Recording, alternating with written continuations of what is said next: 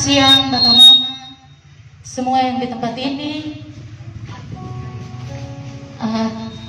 Ini sudah kedua kalinya kami berada di tempat ini dengan satu tujuan, ingin memberitakan Injil Kerajaan Sorga, ingin memberitakan tentang Tuhan Yesus.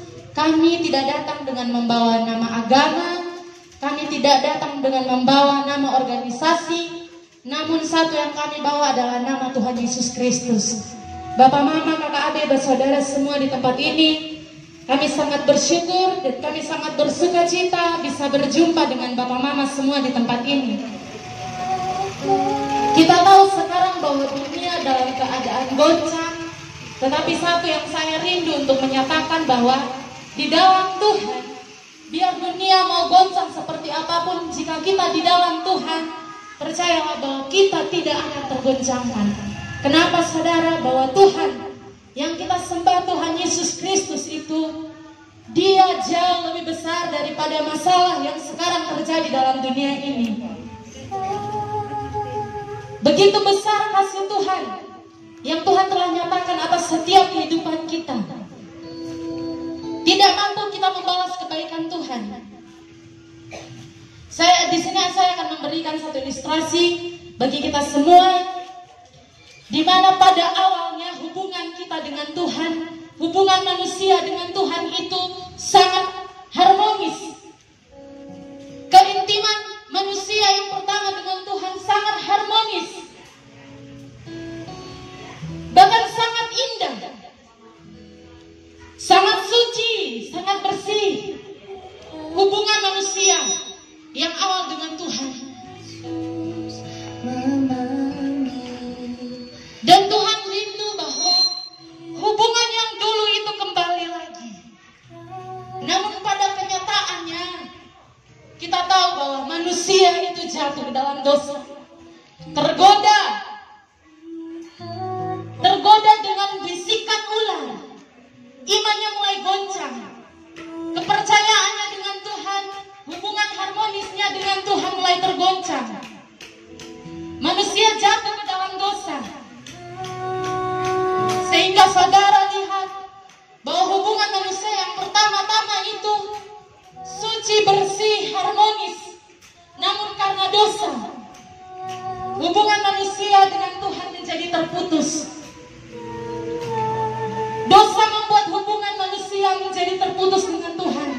Roma 3 ayat 23 mengatakan bahwa semua orang telah berbuat dosa dan telah kehilangan kemuliaan Allah. Semua orang, saya berdosa, saudara berdosa, semua yang ada di dalam dunia ini berdosa. Oleh karena pelanggaran kita, oleh karena dosa kita. Dan Roma 6 ayat 23 mengatakan bahwa upah dosa adalah maut. Jikalau demikian, Bapak Mama semua di tempat ini, apa yang bisa dapat menyelamatkan kita semua? Hubungan manusia sudah terputus dengan Tuhan karena lebih memilih jalannya.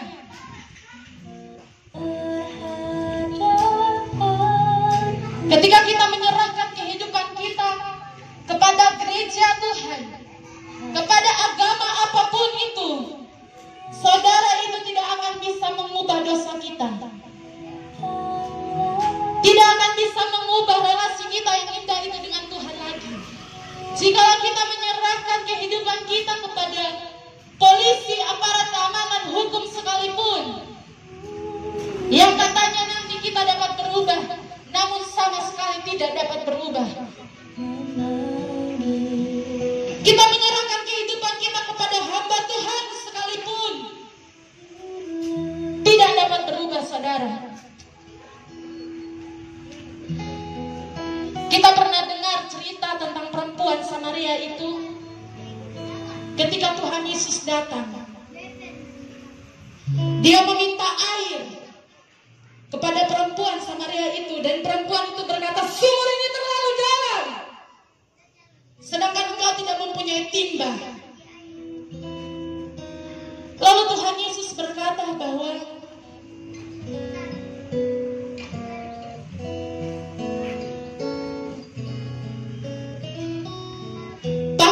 suami. Tuhan bilang, benar, saya tidak punya timba. Tuhan Yesus balik lagi pertanyaan, panggil dia punya suami.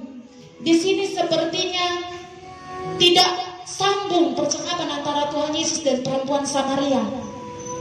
Lalu di situ ada pengakuan dari perempuan Samaria itu.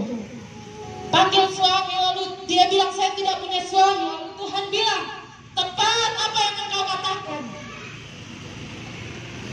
Tepat apa seperti yang engkau katakan, bahwa engkau tidak memiliki suami. Dan sekarang yang adalah padamu adalah suami yang ke-6 atau ke-5. Tuhan bilang, dulu nenek moyang sembah di sana, sembah di gunung ini. Itu perempuan dan begitu. Tapi Tuhan bilang, sekarang saya ada di depan kau, dan engkau tidak akan menyembah lagi Tuhan di gunung sana, di gunung sini, tapi engkau akan menyembah Tuhan dalam roh dan kebenaran. Lalu Tuhan berkata bahwa jika engkau meminum air ini, engkau akan haus lagi. Tapi minum air yang ada padaku. Akulah air hidup itu. Tuhan bilang. Tuhan adalah air hidup itu. Tidak bisa dipungkiri Bapak Mama semua di tempat ini, bahwa setiap harinya kita butuh Tuhan. Kita butuh air hidup itu. Kita butuh air hidup itu setiap hari dalam setiap kehidupan kita. Sehingga kita yang tadinya najis, kita yang tadinya bobrok, kita yang tadinya hidup dalam dosa, kita butuh Tuhan setiap hari. Setiap hari dalam kehidupan kita, kita butuh Tuhan. Sehingga akhirnya Tuhan yang kita sembah, air hidup itu akan memurnikan setiap kehidupan kita. Percaya oh saudara akan hal ini. Yesus telah mati. Dia tanggung segala dosa kita. Kalau masalah terbesar dalam kehidupan kita, kita katakan makan, minum, pakai. Kita katakan bahwa masalah terbesar dalam kehidupan kita karena anak kita terlalu nakal. Atau masalah-masalah apa saja yang ada di dunia ini. Namun satu yang saya mau bilang, masalah terbesar kita adalah dosa. Dan kalau dosa kita Tuhan telah tanggung 2000 tahun yang lalu di atas kayu salib, apatah lagi masalah-masalah kita. Hidup saja Tuhan berikan atas setiap kehidupan kita. Hanya dengan iman kita percaya kepada Tuhan. Iman apa artinya? Percaya bahwa pekerjaan Tuhan, karya Tuhan 2000 tahun yang lalu masih berlaku sampai dengan sekarang. Karya Tuhan 2000 tahun yang lalu masih berlaku sampai dengan sekarang.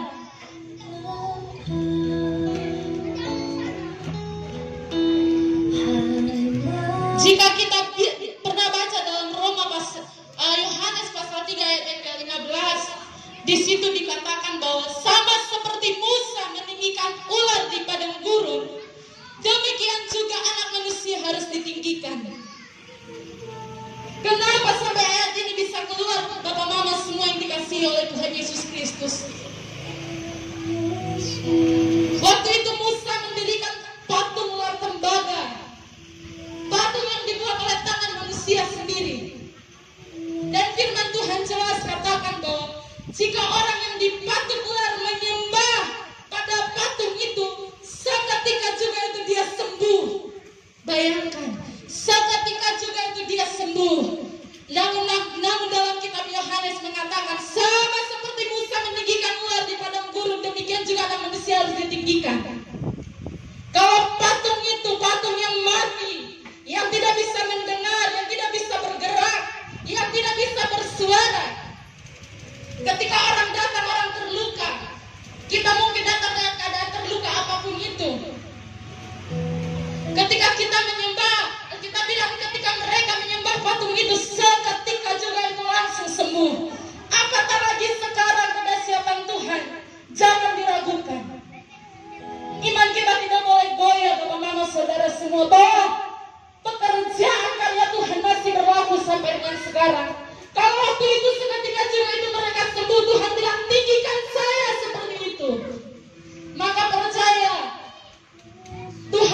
sembah bukan Tuhan yang mati, tapi Tuhan yang hidup, mampu mengerjakan segala sesuatu. Ketika kita datang dengan membawa luka kita, datang kepada Tuhan, datang kepada Tuhan, hanya Tuhan yang mampu memulihkan itu semua. Hanya Tuhan yang mampu memulihkan keadaan kita. Maka kalau kuasa dari ular itu dapat menyembuhkan, apalagi Tuhan kita yang hidup, Tuhan kita yang ajaib dan perkasa. Tuhan begitu baik buat kita semua hari ini. Bahkan sampai selama-lamanya Tuhan Yesus itu baik. Biar iman kita semakin teguh di dalam Tuhan, bahwa kita menyembah Tuhan yang hidup, Tuhan yang dahsyat, Tuhan yang penuh kasih. Tuhan mengasihi orang-orang di pasar Penhui. Tuhan mengasihi kita semua di tempat ini. Tidak pandang kita dari mana, tetap Tuhan mengasihi. Karena kasihnya, karena kasih Allah, Dia telah memberikan anaknya yang tunggal, yaitu Tuhan Yesus Kristus, supaya setiap orang yang percaya kepada Tuhan Yesus Kristus tidak binasa, melainkan beroleh hidup yang kekal. Mungkin itu sedikit dari saya. Oh, selamat pagi saudara, saya kira selamat sore. Kita bersyukur Tuhan beri kesempatan buat kita semua, teman-teman, sahabat, keluarga besar di pasar Penhui. Kita ada semua karena anugerah Tuhan. Tuhan memberikan kita napas, Tuhan memberikan kita kesehatan di dalam situasi yang sedang terjadi hari-hari ini di seluruh dunia, ya, di kota besar, kota kecil, bahkan daerah-daerah pelosok pun semua terganggu akibat daripada pandemi yang sedang terjadi. Tapi sebagai anak-anak Tuhan, kita tidak putus harapan, karena kita punya keyakinan bahwa ada jaminan pertolongan ada di dalam Tuhan Yesus Kristus. Oleh sebab itu, sebagai anak-anak yang percaya bahwa Tuhan Yesus adalah yang memberikan kita napas, memberikan kita kesehatan, betapa pentingnya kita membuka hati kita untuk Tuhan. Saat kita bekerja pun kita bisa buka hati untuk Tuhan. Saat orang berbelanja, kita juga bisa buka hati untuk Tuhan Yesus. Kenapa saudara?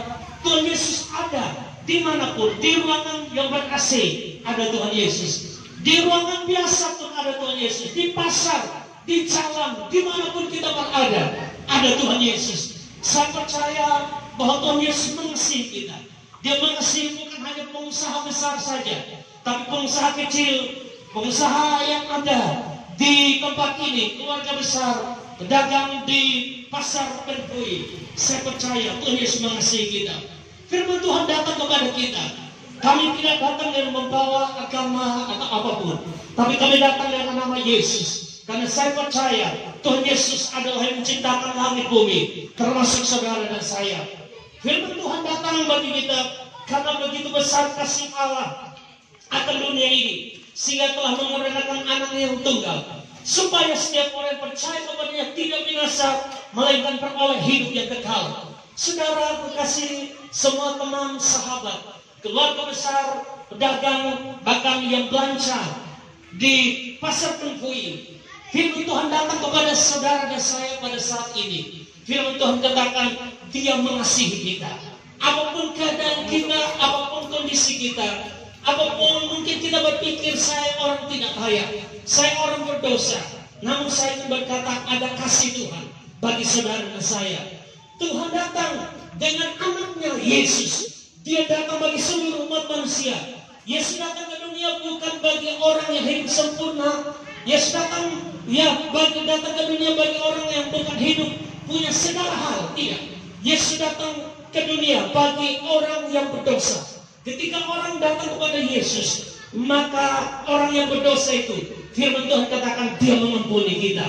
Dia memulihkan hidup kita, asalkan dimanapun kita berada, pada saat kita berdagang, pada saat kita berbelanja, dimanapun kita berada. Sebab firman Tuhan katakan, begitu besar kasih Allah ke dunia, sehingga mengaruniakannya. Bagi siapa saudara yang percaya, yang membuka hati menerima Yesus Tuhan, saya percaya bahwa ada keselamatan tersedia bagi masyarakat, keluarga besar, pedagang pasar Penhui. Kami percaya bahwa firman firman Tuhan dimanapun harus diberitakan. Di pasar, di rumah, di gereja, di mall, di hotel, dimanapun, di jalan. Firman Tuhan tetap diberitakan. Karena ini perintah Tuhan Yesus. Beritakan firman Tuhan kepada segala makhluk. Karena itu adalah amanat. Itu adalah perintah Tuhan Yesus. Sebab itu semua sahabat, semua teman-teman pedagang di pasar Tempui, mari kita buka hati dengan Tuhan Yesus. Dan saya percaya bahwa Tuhan Yesus yang kita sembah, Dia tidak pernah meninggalkan kita. Walaupun ada krisis ekonomi di berbagai macam bangsa di muka bumi ini, tapi saya percaya orang bersama kepada Tuhan. Yang kita lakukan, yang kita dagangkan mungkin hasilnya kecil, tapi kalau diberkati Tuhan akan menjadi berkat buat keluarga kita, suami, istri, anak, cucu, mantu. Walaupun yang kita dapatkan hanya mungkin 100, 200 atau sampai 1 juta, tapi ketika diberkati oleh Tuhan, maka akan berdampak buat kesehatan keluarga, bahkan buat banyak orang.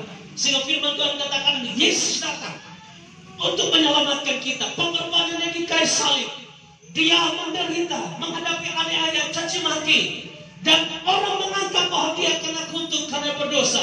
Namun sebagai orang percaya, Yesus menderita bukan karena dosa, bukan karena dosanya sendiri, tapi Yesus menderita karena dosa daripada umat manusia, bahkan termasuk yang menganiaya Yesus. Yesus datang menyelamatkan kita. Saya percaya firman Tuhan pada saat ini betapa pentingnya dimanapun kita berada, kita mendengar firman Tuhan.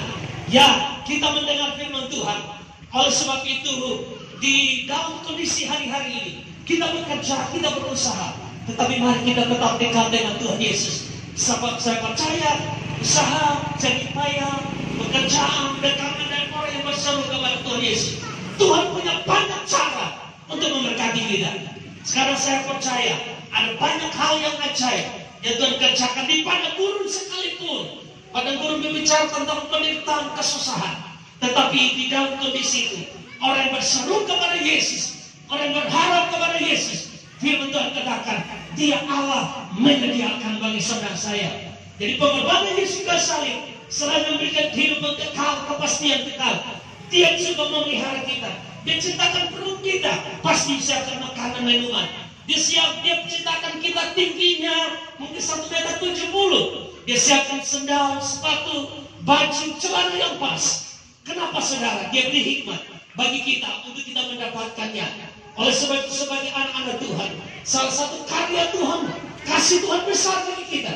Dia berikan kita kemampuan dan kesehatan untuk bisa berdagang. Dan saya percaya Yesus Tuhan, Dia bukan hanya memberikan keselamatan yang kekal, tapi Dia berikan hikmat kemampuan untuk mendapatkan berkat untuk kehidupan sehari-hari. Firman Tuhan datang kepada saudara saya sederhana, tapi saya percaya kasih Allah bagi saudara dan saya bukan hanya bagi orang-orang yang ada, yang kaya raya, tetapi Dia datang bagi seluruh umat manusia untuk menyelamatkan saudara dan saya. Dia mengasihi seluruh orang kota besar, orang di kota kecil, di pasar besar, pasar mewah, pasar modern. Saya sekian lama tinggal di Jakarta, ya, tapi saya melihat ternyata Yesus juga bagi segala macam suku, bagi segala pedagang, apapun dia berdagang, Yesus mengasihi saudara dan saya. Oleh sebab itu, pada saat kita berdagang, mungkin ya pembelinya kurang sebanyak, kita jangan mengeluh, kita jangan kecewa, karena Tuhan punya banyak cara memberkati kita.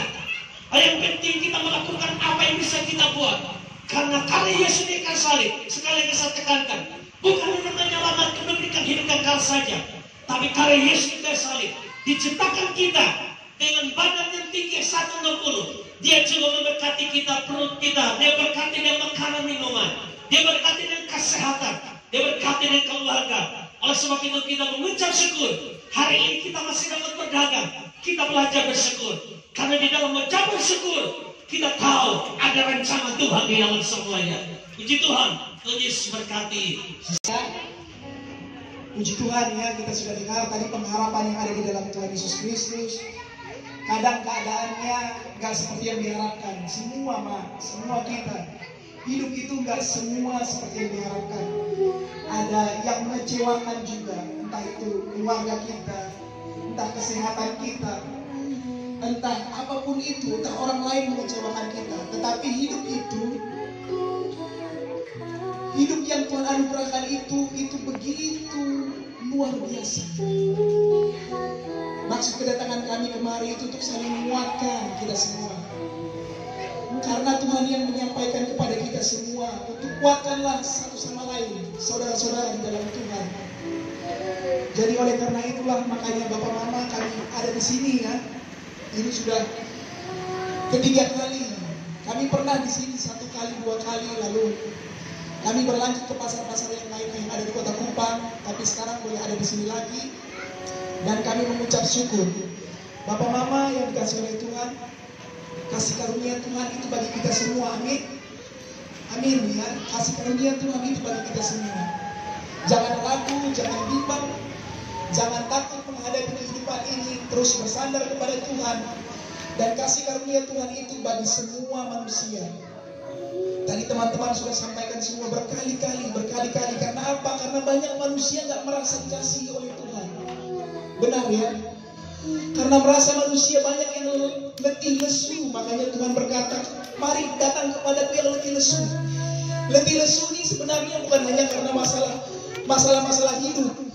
Sebenarnya ada banyak letih lesu ini karena masalah dosa. Dan yang paling bikin letih lesu itu sebenarnya dosa. Masalah penghidupan memang bikin letih lesu, capek. Tapi yang lebih bikin kita capek itu masalah dosa. Tapi beritanya dosa kita semua mungkin sulit untuk diterima.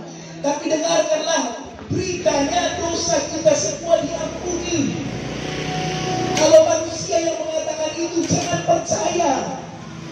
Kalau hanya omong doang jangan percaya. Tapi ini dibuktikan oleh Tuhan sendiri. Makanya jangan bimbang lagi kalau orang-orang Kristen ditanya, ketika mati nanti masuk surga atau tidak, bingung. Iya Bapak ya. Kalau ditanya, Bapak, Mama, nanti kalau sudah Tuhan panggil kembali, pasti masuk surga atau tidak? Bingung. Karena apa? Karena belum yakin kalau dosanya diselesaikan oleh Tuhan. Benar ya? Benar tidak? Bapak Mama, kalau dosa mau kita selesaikan dengan diri kita sendiri, seberapa kuat kita? Coba ada pernah berpikir?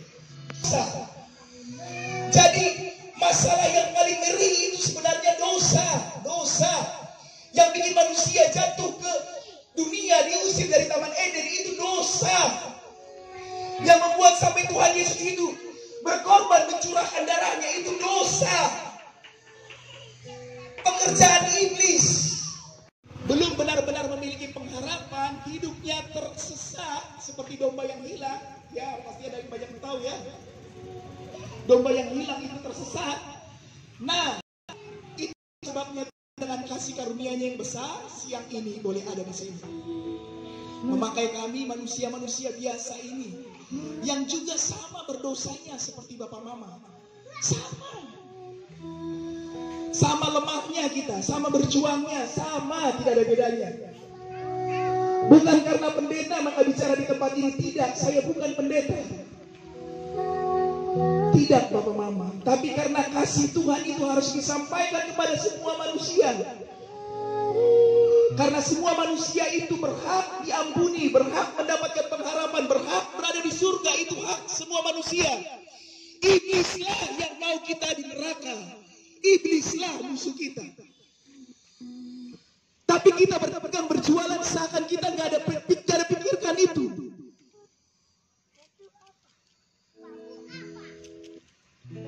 Benar ya? Begitu memang. Itulah keadaan kehidupan. Kita larut. Nggak tahu akhirnya kemana. Nggak tahu kesudahan kita itu apa nantinya. Nggak tahu. Larut saja. Bersyukur yang sudah tahu, belum tahu.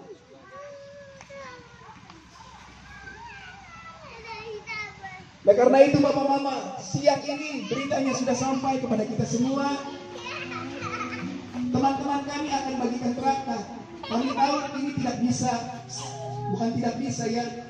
Kita harus tekun memberitakan. Karena orang belajar mengenal. Nah karena itu Bapak Mama, kami ada bawa traktat. Di dalamnya firman Tuhan tentang pengampunan dosa. Jadi mungkin penyampaian kami tidak lengkap, tapi di dalam itu ada firman Tuhan isinya tentang pengampunan dosa. Terus apa yang Tuhan buat untuk menyelamatkan manusia ada di dalamnya. Nanti teman-teman kami akan bagikan dan Bapak Mama boleh membacanya. Di dalamnya juga ada nomor telepon. Bapak Mama yang ingin mengenal Kristus lebih lagi, mengenal Tuhan Yesus, bisa menghubungi kami. Kami nanti akan mengunjungi Bapak Mama, mungkin di rumah, di mana, untuk belajar mengenal Dia. Ya, kalau kami hanya memberitakan saja lalu selesai saja, dan Bapak Mama tidak tahu penyampaiannya sampai di mana. Kelanjutannya bagaimana? Tidak tahu kan? Ya, karena itu teman-teman, mari kita. Bagi yang mau, yang tidak mau ya tidak apa-apa. Baca saja. Bila mana Bapak Mama berpikir ini berita bohong, kembali kepada Bapak Mama. Benar ya? Nah, balik sini.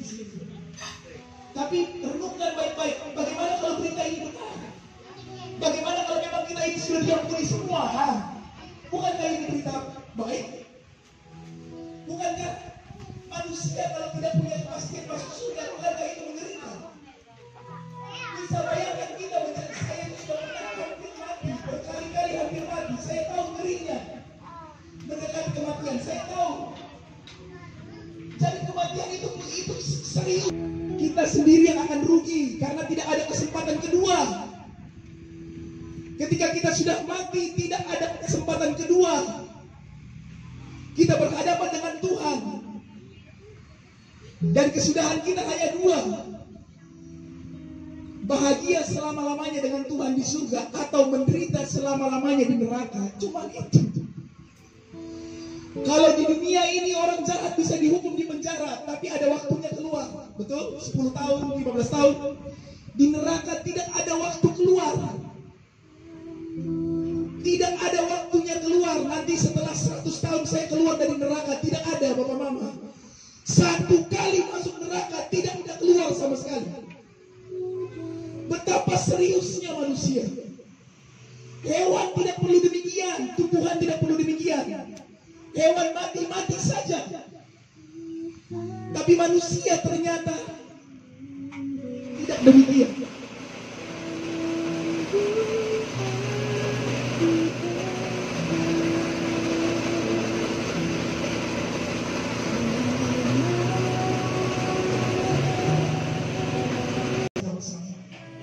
Hidup melakukan kehendak Tuhan itu tugas kita bersama.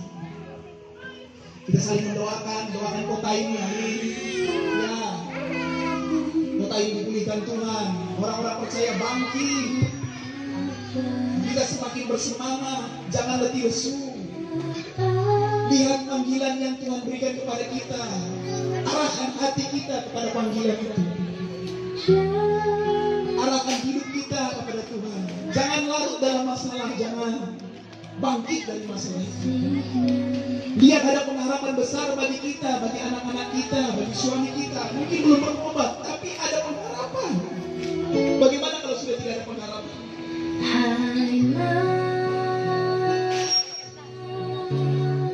Masih ada pengharapan. Tidak selalu ada di sini bersama-sama dengan Bapak Mama, tapi ini yang dapat kami lakukan. Kiranya jadi berkat bagi kita semua. Amin. Ya, amin. Iya, Bapak Mama kami akan mengakhiri pemberitaan ini dan kami akan berdoa bagi Bapak Mama semua. Kalau bisa ada pemberitaan hari ini itu karena Tuhan sedang melawat. Tidak tahu apa yang terjadi pada hati Bapak Mama, hidup Bapak Mama tidak tahu. Tapi lihatlah, ini bukan pekerjaan manusia, bukan Bapak Mama. Tidak ada gunanya manusia berkoar-koar kalau dengan kemampuannya sendiri tidak akan mengubah manusia, tidak akan. Kami bersandar pada Tuhan. Tuhanlah yang mengubahkan hati kita semua, bukan manusia, bukan dengan kemampuan kami berbicara. Bukan. Kami tidak tahu, tapi Tuhan tahu keadaan Bapak Mama dan Dia baik. Siang ini boleh ada melawat Bapak Mama semua. Kita akan berdoa. Bapak Mama bisa mengarahkan hati kepada Tuhan. Mata tetap terbuka tidak apa-apa, tapi angkat hati kepada Tuhan. Bersyukur Karena kebaikan Tuhan bagi kita. Terima janji itu, terima janji itu. Itu janji bagi kita. Kita sudah diampuni. Barang siapa percaya kepadaku, ia tidak akan mati. Ia akan hidup meskipun ia sudah mati. Ia tidak akan mati selama-lamanya. Barang siapa percaya kepadaku, Tuhan berkata demikian. Barang siapa percaya kepadaku, aku menyediakan tempat baginya, sehingga di mana aku berada, di situ kamu berada. Di mana Tuhan berada, di situ kita berada. Janganlah gelisah dan gentar hatimu. Percayalah kepadaku, kata Tuhan. Terima janji itu Bapak Mama. Terima. Itu bagian kita semua. Terima pengampunan itu. Kalau kita tidak punya pengampunan, siapa? Apa yang kita andalkan? Apa yang kita harapkan? Terima kasih karunia itu. Kalau kita hidup tidak dengan kasih karunia, kita hidup dengan apa? Kekuatan, tidak bisa. Terima perlindungan Tuhan itu. Terima. Dia menyertai kita selama-lamanya. Dia berkata, aku menyertai kamu selama-lamanya. Itu terima. Itu janji Tuhan. Kita tidak melihat dia di samping kita, tapi ia ada di dalam kita. Terima janji itu. Bagikan berita itu. Kuatkan saudara-saudaramu. Hiburkan saudara-saudaramu, itu tugasmu.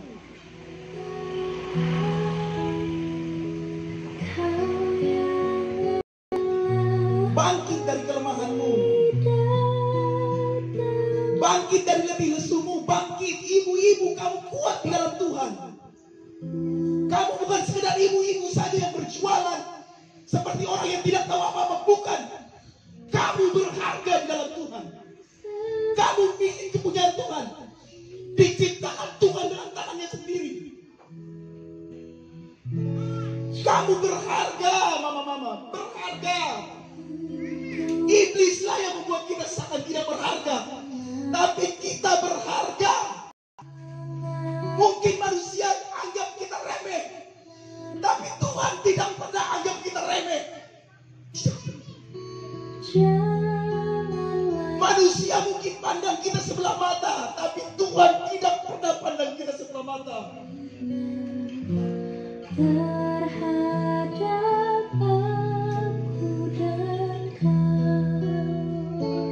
Berbanggalah memiliki Tuhan Yesus.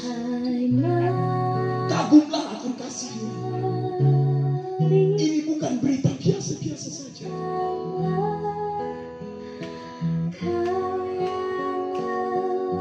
Kami akan berdoa, Bapak Mama. Mari buka hati kita semua. Bapa di surga, Bapa yang baik. Terima kasih atas anugerah-Mu bagi kami semua. Di tempat di mana sepertinya tidak mungkin Injil diberitakan, tapi di tempat ini Engkau hadir memberitakan kabar keselamatan bagi kami semua. Jamahlah hati kami semua, Bapa. Bukakan pengertian kami sehingga kami mengenal kasih-Mu, kami mengenal kebaikan-Mu, kami mengenal pribadi-Mu. Bahwa kami mengenal Engkau, Tuhan. Kami butuh pengharapan itu. Kami rindu mengenal Engkau, Tuhan. Dan kami rindu ketika kami mati nanti, kami ada di surga, bahagia selama-lamanya bersama dengan Tuhan. Kami menyerahkan seluruh hidup kami dalam tangan kasih-Mu, Bapa. Campur tanganlah atas hidup kami semua. Tolonglah kami tidak berdaya. Kami butuh kuasa-Mu atas hidup kami semua. Terima kasih Tuhan. Kami menyerahkan hidup kami dalam tangan kasih-Mu. Di dalam nama Tuhan Yesus Kristus kami berdoa. Amin. Terima kasih Bapak Mama semua. Kami akan mengakhiri pemberitaan Injil. Tuhan Yesus memberkati kita semua. Salam.